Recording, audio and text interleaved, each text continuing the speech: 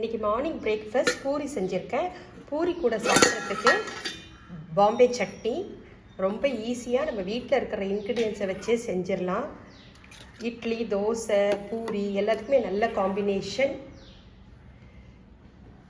இந்த பாம்பே சட்னி எப்படி செஞ்சேன்னு பார்க்கலாம் வாங்க. பாம்பே சட்னி செய்கிறதுக்கு ஒரு சின்ன மீடியம் சைஸ் வெங்காயம் கட் பண்ணி வச்சுருக்கேன்.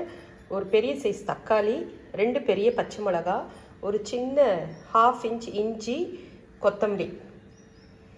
மாதிரி ஸ்பூனால் 2 டேபிள் ஸ்பூன் கடலை மாவு எடுத்து வச்சுருக்கேன்.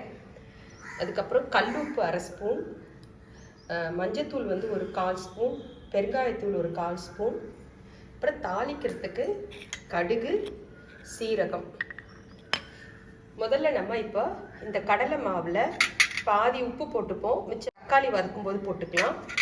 இது கூட பெருங்காயத்தையும் போட்டுருவோம். போட்டுட்டு இதை நல்லா கரைச்சிக்கலாம். நல்லா நீர்க்க லம்ப் இல்லாமல் கரைச்சிக்கணும்.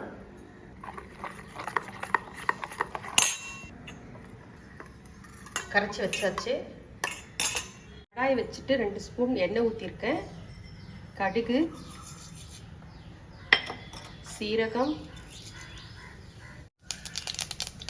கடுகு சீரகம் பொரிஞ்சு ஆரம்பிச்சிட்டு ஃபஸ்ட்டு பச்சை மிளகாய் போட்டுக்கலாம். அடுத்தது வெங்காயம்,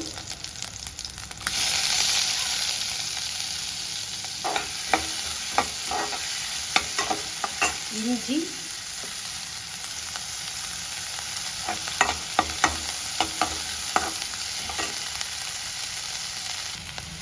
வெங்காயம் எவ்வளோ வதங்கினா போதும். தக்காளியை சேர்த்துக்கலாம்.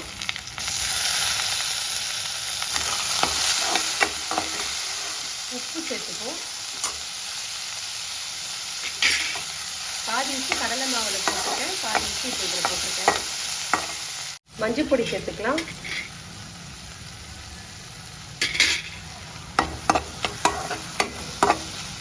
தக்காளி வதங்குறது போதும், ரொம்ப வதங்கணும்னு அவசியம் இல்லை. 1 கிளாஸ் தண்ணி ஊற்றிக்கிறேன்.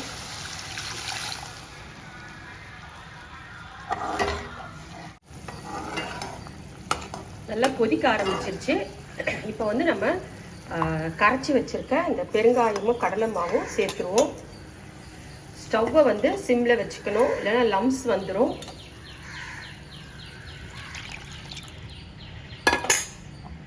இப்போ நல்லா கலந்து விட்டுக்கலாம்.